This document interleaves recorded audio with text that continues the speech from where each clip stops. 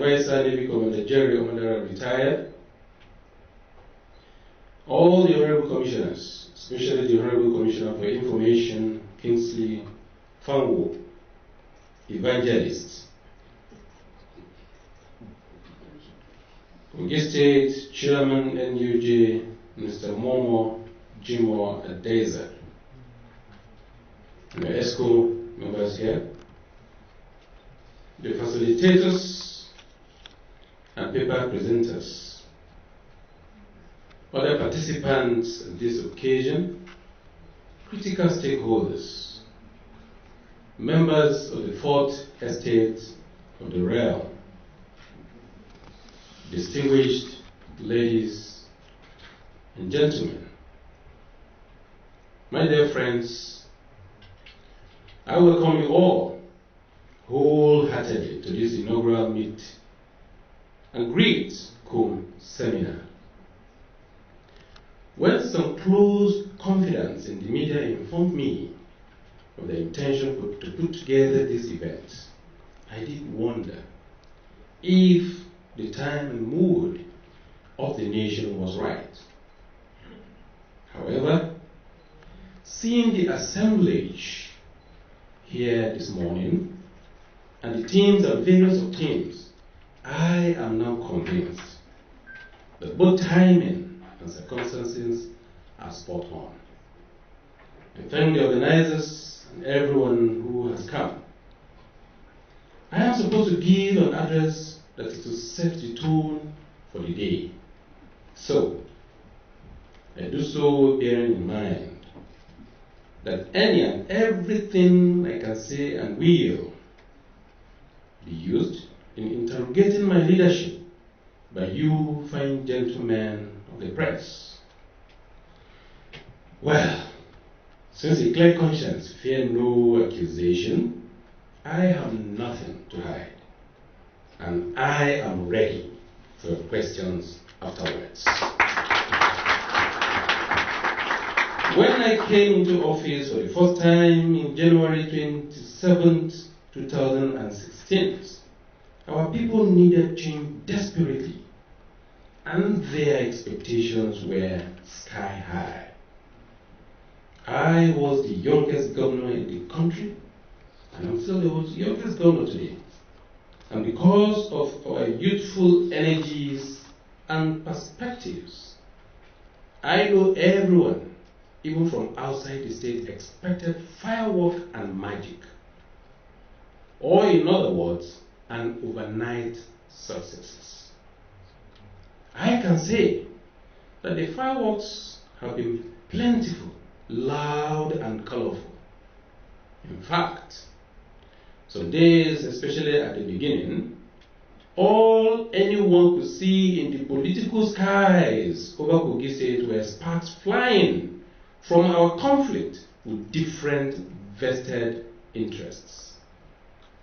We made sure to undertake nothing that we were not ready to fight for, and we were never got into any fight that was not connected to our overall mission. Even though some well-meaning individuals became worried and urged us to take it slow and easy, we saw those fires as proof positive that our determination to disrupt the status quo and achieve our new direction mandate was firmly on course. How about magic? Did we magically transform Kogi State overnight? I wish I could say yes here, but no. My team and I promised to work hard and to work smart for the people of Kogi State, but we did not promise them magic. Thus, the best I can do is to say that we tried, and that we have not stopped trying. This is because good things that have successes takes time, including development and good governance for a society.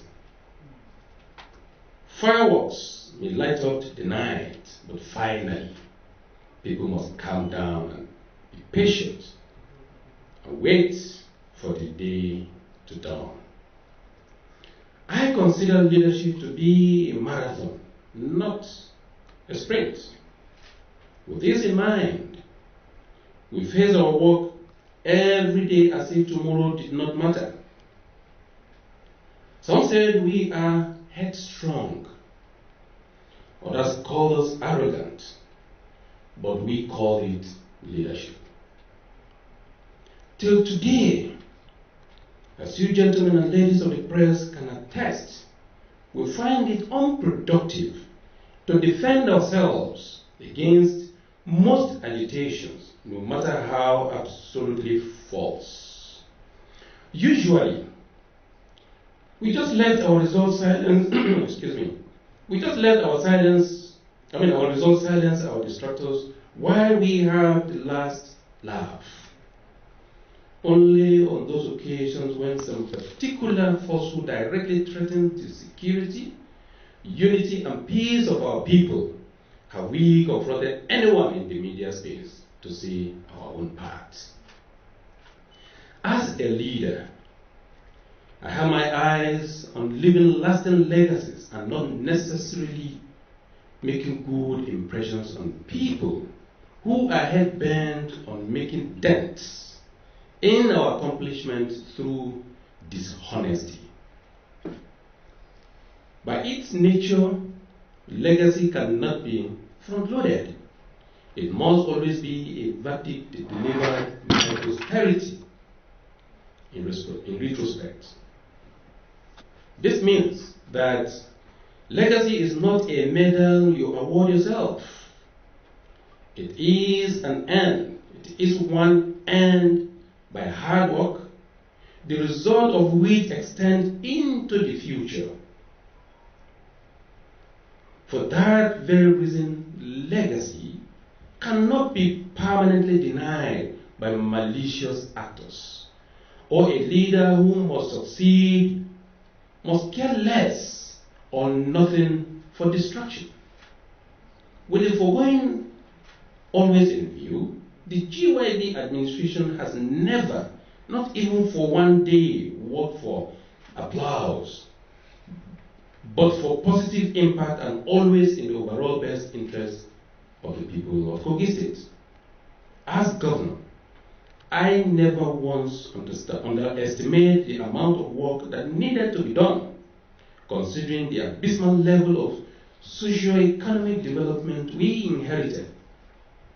But I also tell myself that I did not come into government to glorify impossibilities, but to solve problems. Thus, I had a vision for the state even before I ran for office, which formed the substratum of my manifesto during campaigns, and I had it developed into the roadmap for my work once I was elected governor. We call it the New Direction Blueprint, and from inception it became a roadmap for proportional and accelerated development of Kogi State in all her constituencies. I matched my blueprint with a stubborn will and went all out in pursuit of it. By the help of God Almighty and a commitment to excellence, we have made tremendous progress, even if we still have a long way to go. This administration did not measure itself by how high we have climbed, but by what depth we have climbed out from. A few examples will suffice as we move on. We set our sight on security in the state and overhauled it. Nigerians may want to know that our police, military, and other law enforcement officers are not cowards. The vast majority of our officers are good, intelligent, and diligent folk. We discovered that they just needed the right tools to do their job, and a little motivation to give us their best. We did our best to give them both. It took a huge toll on our resources, but we got and distributed over 200 patrol vans, over 500 motorcycles, and thousands of communications and other gadgets to our security contingents in Kogi State within our first term. In the last 5 years, our results speak for themselves.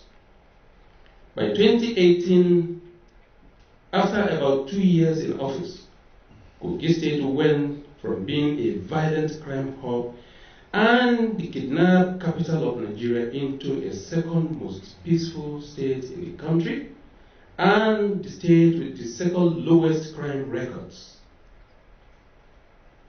The ubiquitous armed robbery and communal clashes we inherited are largely extinct now. We still record kidnapping, but only as opportunistic attacks, far removed from the franchise operations they used to be in the past, when busloads of passengers were routinely abducted for ransom on our highways. With respect for our gallant law enforcement, with much respect for our gallant law enforcement agencies in Kogi State, who generally subdue such criminality with professional dispatch and extreme prejudice. Moving on from security, we also set our sight on the obese and sickly civil service, and we transformed it. Our severely bloated workforce and wage bills were put through the eye of the needle. The wailing was unprecedented and the attacks mad, but we were persevered and pushed through. We are not where we want to be yet, but how gratifying it was to be rated one of the only 9 states with positive employment statistics in 2019 by the National Bureau of Statistics. For the last 3 years, the World Bank and other agencies have consistently rated us in the top 3 for transparency and accountability in management of public funds. The last couple of paragraphs are just a review of 2 important reforms areas in the life of my administration. The point is to show that multidimensional and multi-sectoral progress is being made in Kogi State. On the ground, roads, bridges, hospitals, schools, market, at least 1 mega factory and other engineering infrastructure have been built across the state, with more under construction or planned over the next 2 years. Distinguished ladies and gentlemen, it will interest you that Kogi State is at the center of the country, the gateway between the north and south.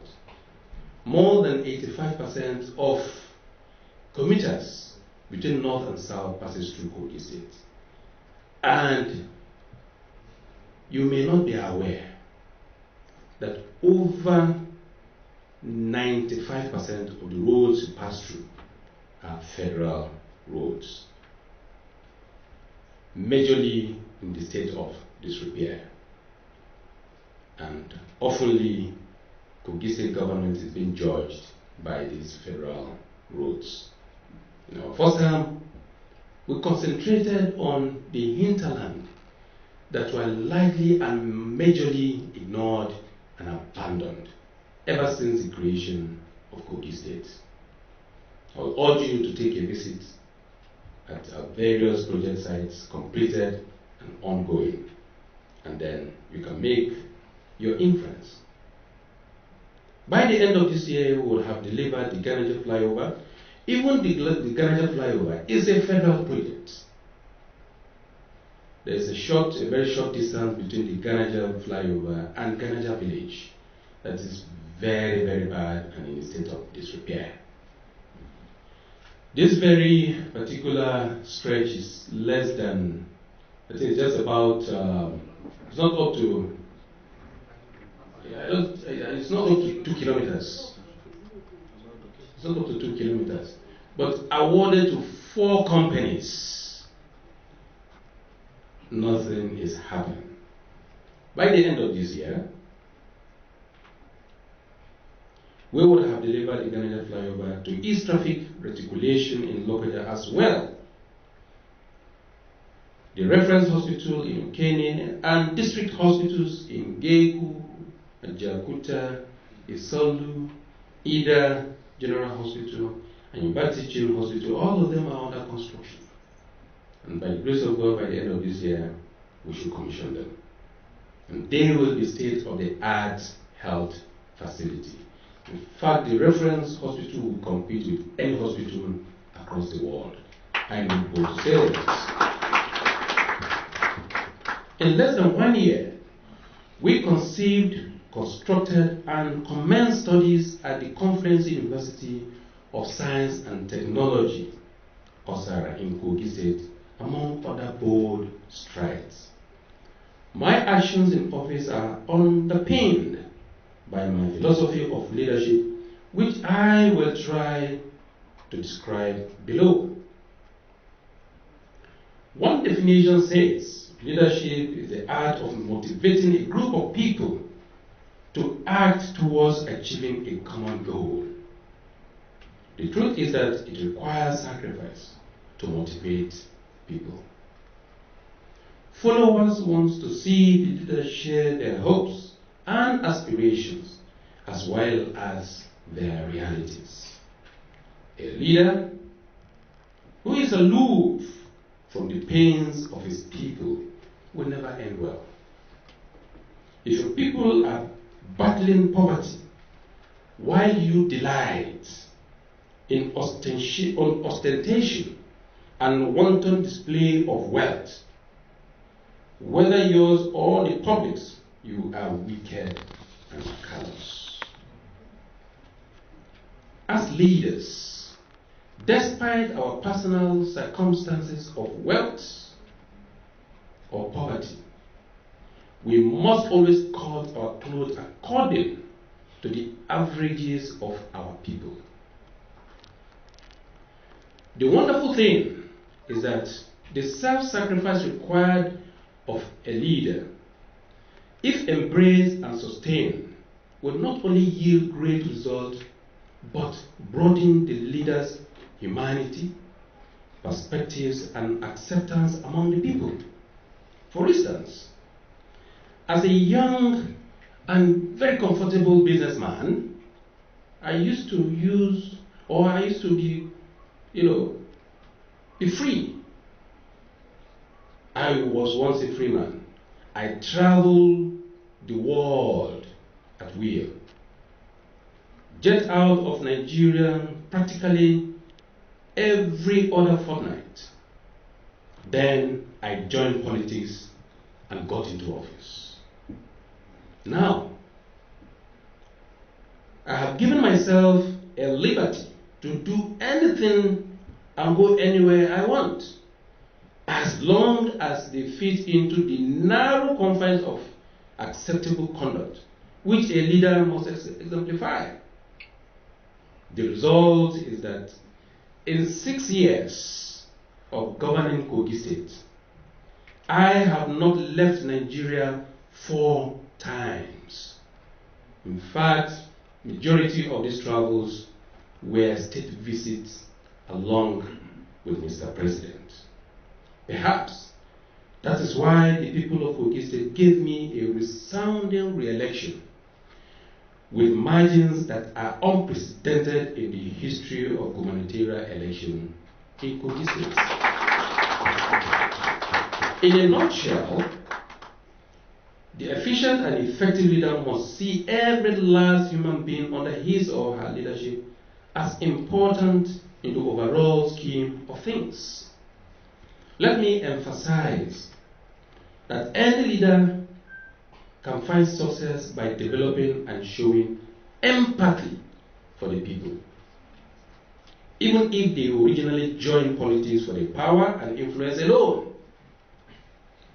If one is able to develop genuine love for the people he leads, it becomes even easier to take only those actions that benefit the people every time and at all times. These will ultimately help you succeed and also secure your legacy. Leadership is therefore the means to a lot of potentially awesome ends, but it is not an end in itself. It gives you a platform to do good and effect change, positive change for that matter. I am determined to give my best now and in the future. I know the media has feasted endlessly on our various controversies in office, including during the early months of COVID-19 pandemic, when we dared to chart a path away from the restrictions and lockdowns. We did not do much beyond exacerbating the poverty statistics in the nation. However, I do not call them controversies or even disagreement for I take no pride in standing contrary to mainstream positioning.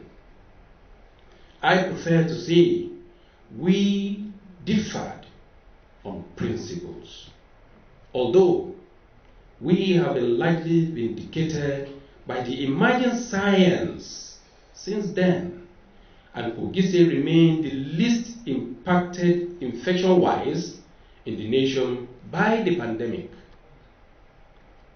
While the entire episode is not a win to gloat over, it does validate my position that leadership needs an evolving synergy and lots of courage and common sense to overcome any threat to the lead. I said this before, and I will repeat here, gentlemen. The bottom line is that leadership can lead you into some lonely places where you may have to stand on your own against some otherwise good people. You may wish not to bother taking such a stand if pride and ego are the only things at stake. But once principles are involved, do it nevertheless, and hopefully time will show that you are only being a change maker, even if it does not. You still get to have and keep a clear conscience. The state of the nation today places a burden on us as leaders to act intentionally towards national healing and cooperation. Tribes and religion, as we all know, are the major component of our diversity as a nation. They are meant to be our greatest strength, working together to give Nigeria a wider spectrum of choices and more competitiveness in the Committee of Nations and in human social indices of national development. Unfortunately, we have steadily mismanaged these gifts, and they have started turning toxic on us, becoming, for the most part, instruments for exclusion and coercive politics, as well as marginalization and discrimination. The result is a citizenry at cross purposes and a nation that is practically at her wit's end. There is no denying the fact that we need an urgent rearrangement in the way and manner which we relate if we are to arrest the dangerous slide in confidence and team building among Nigerians caused by years and years of mismanaged diversity. Within the context of Kogi State, which is a microcosm of Nigeria itself, our diversity was enough to tear us apart as a government in the same manner it has divided our people for decades before our coming. But that is if we allow them. We refuse to allow them. And by working together steadily, we were able to leverage on our diversity. In Kogi State today, we don't care the tongue or the language you speak. We don't care the religion you practice. We don't care where you come from. What is important is your ability to make a meaningful, positive contribution towards the development of our dear state. Applying this principle, we have even other citizens from other subnationals serving with us in Kogi State. Well, Barrister Moses Okeze, Barrister Femi from Lagos. Of course, Barrister Moses Okeze is from Anambra State. Of Bolori, Ambassador Bolori, and the rest of them in our government today in Kogi State. Today, we have managed to improve the socio-political outlook of our people and states and created an interstate legacy of cooperation and integration which will outlast us. This achievement did not come from wishful thinking, but by the development of 5 foundational mindsets from our day one in office. First of it, government exists for everyone and every part of the society. Secondly, our constitutional guarantees of equality as citizens are binding on leaders to enforce irrespective of their own personal beliefs, feelings, and inclination. Third, inclusivity and equal access to government and her institutions are the inalienable rights of all citizens. Fourth, affirmative action is for every section of the populace, and governance is useless unless it ensures that every people are disadvantaged or excluded in our society. Leadership makes it a point of duty to take actions to balance the equation. 5, and finally, equity, unity, and fear of God are the principal bedrock on which any society which aspires to be egalitarian, and most especially a diverse society like ours, must be built. As the clarion call goes forth for 2023, one can easily discern by events such as this that the organized media in Nigeria is already working hard to crack the complex equation of who the next Nigerian president should be. All I can say is that in factoring your 2023 equations, please allow yourselves to be guided by the national interest to impute the following factors. 1, youthfulness. Natural force and physical energy cannot be abated if performance is to be elevated.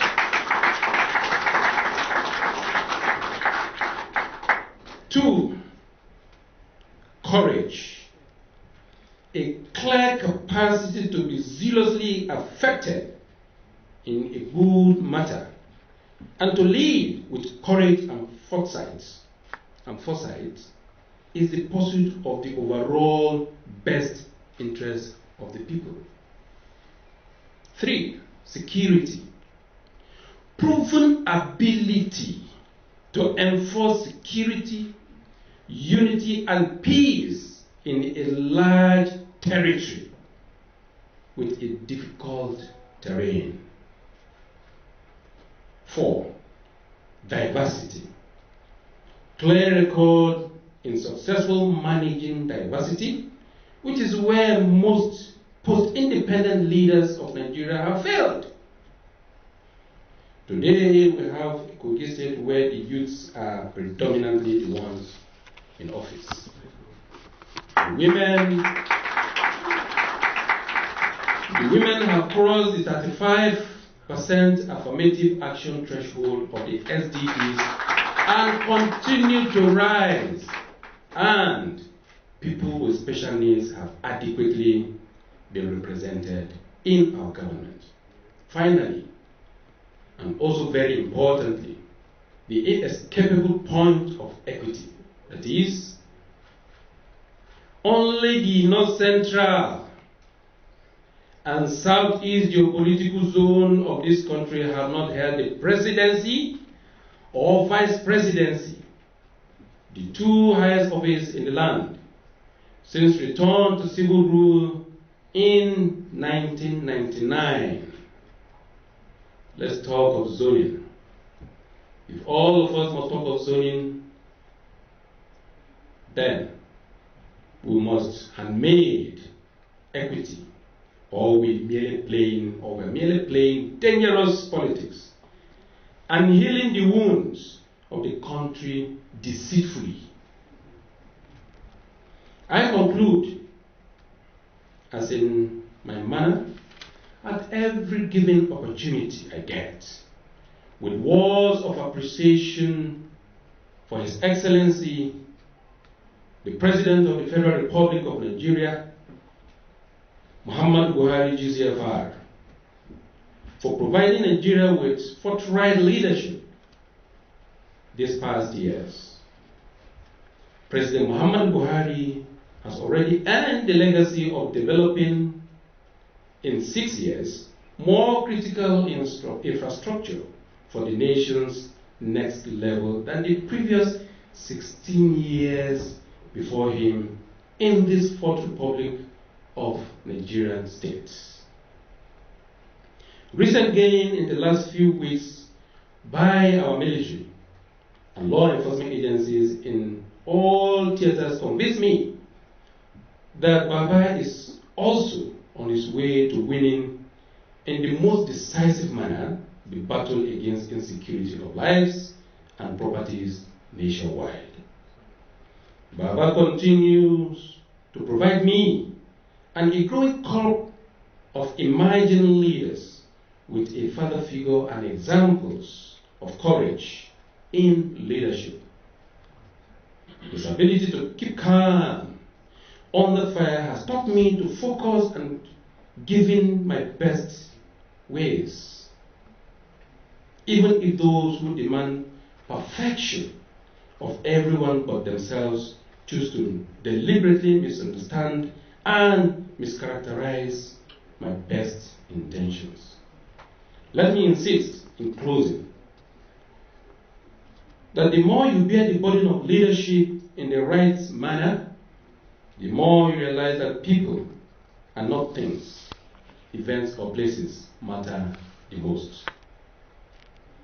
This realization places a demand on you to make your people and their welfare the heart of your leadership. However, because things, events and places exert profound influence on your people, you also find yourself obliged to improve them for the benefit of your people. Therefore, my definition of good governance is the ability to unite the people, events, things, and places within your leadership space into an awesome or wholesome symbolic relationship. When approached with this mindset, governance ceases to be a popularist contest and become a life-saving vacation requiring the leader's best effort always. Members of the Fourth Estate of the Realm, distinguished guests, ladies and gentlemen, this is me, the essential GYB. And I welcome you all to this inaugural GYB combined chat and seminar. Let us put heads together and come up with some resolutions that will prove of benefits to our country. Thank you, and God bless you.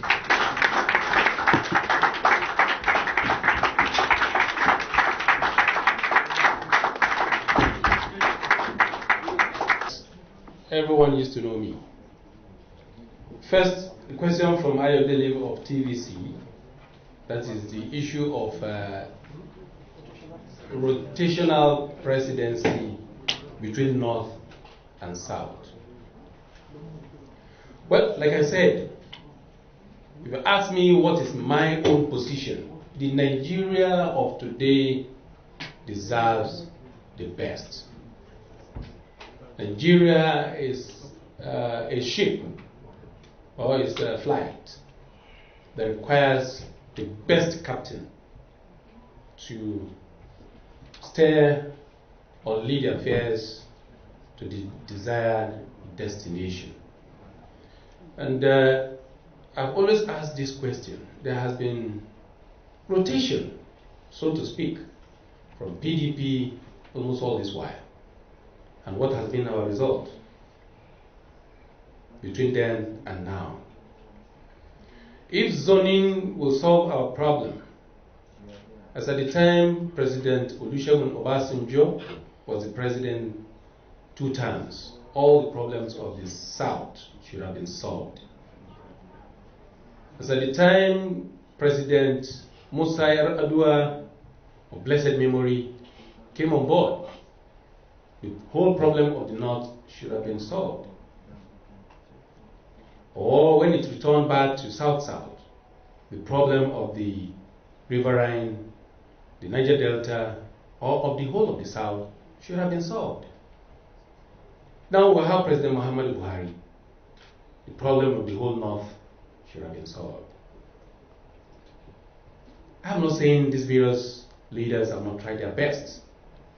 They've tried their best within the circumstance they found themselves in office, or the situation of things at that time. And what Mr. President is equally still doing today.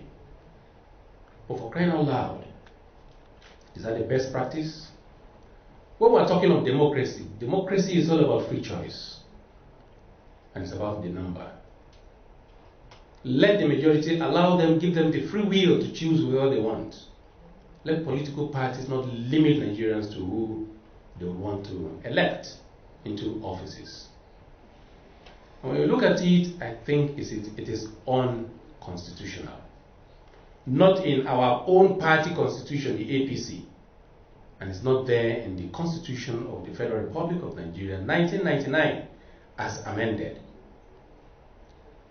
We can't be picking and choosing when it suits us. Today, if you're sick and you have to be operated upon, you want the best doctor to operate on you.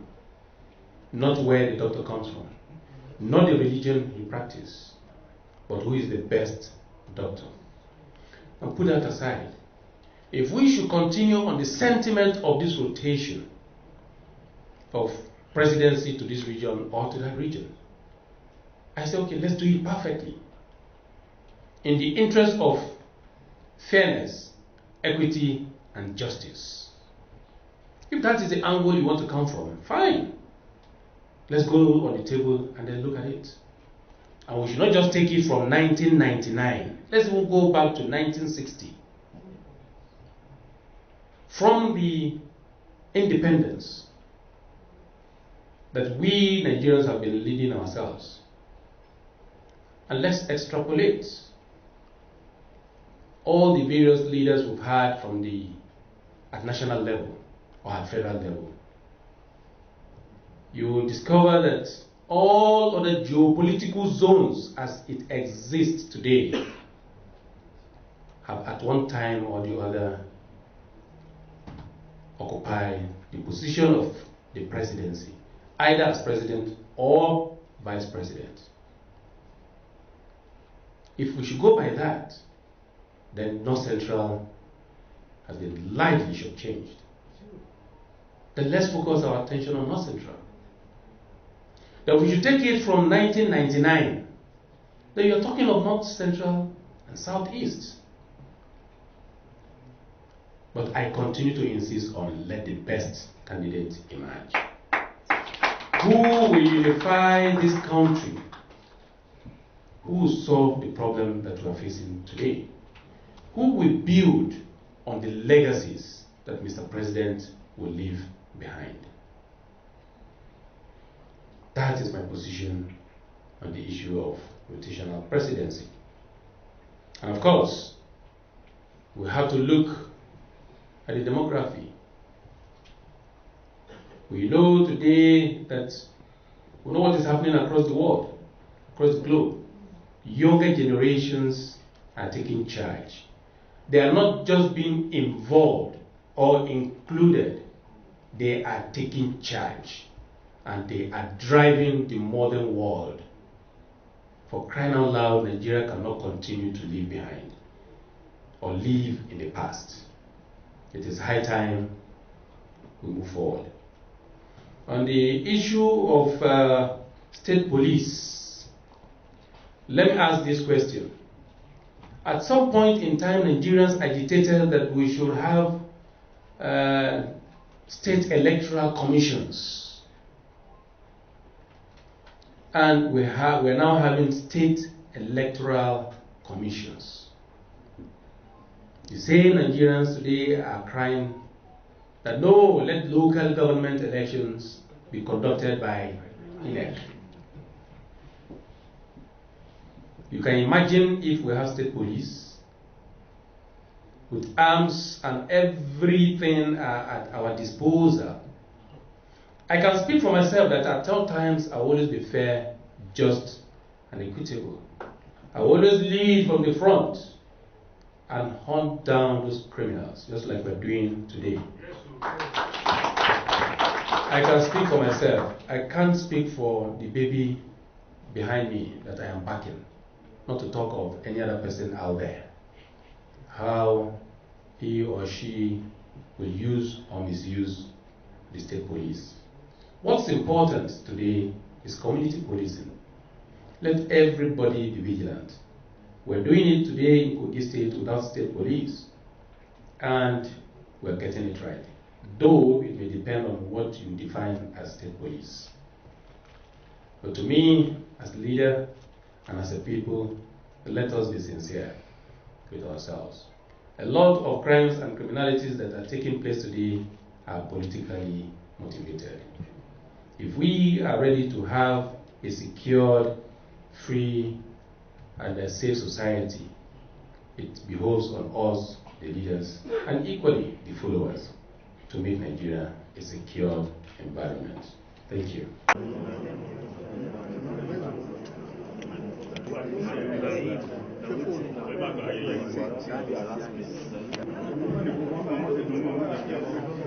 Kogi East, Senator Isaac Bello.